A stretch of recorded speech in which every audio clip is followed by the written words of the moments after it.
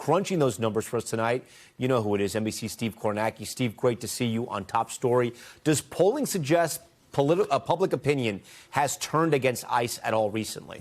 Yeah, I think, Tom, one interesting thing we're seeing here is that people who are against ICE and the work that ICE is doing, the way they're doing it, are now really against this. Back in June on this question of abolishing ICE, it was only 27% of Americans who said that. Now it's nearly half, 46%.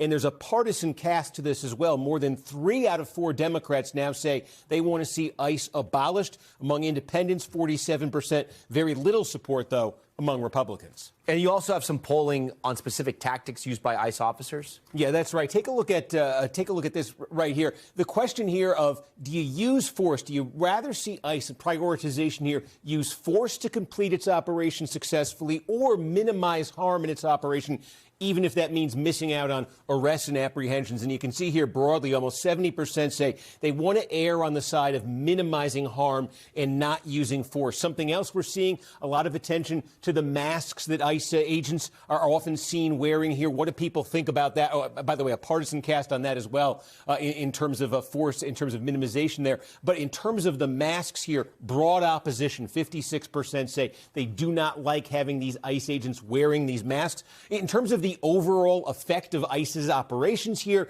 ask this question here. Do you think that mostly the right people are being deported by ICE or mostly the wrong people? Actually, the public is basically split on that. And in terms of the politics, Tom, here for Trump, his approval rating on a host of issues right here. And you can see immigration, 40%. That's a low number, of course. All of these are low numbers for the president right now. But immigration, this had been a number that earlier in his term was closer to 50% for him, now down to 40%.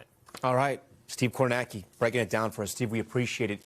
We thank you for watching. And remember, stay updated on breaking news and top stories on the NBC News app or watch live on our YouTube channel.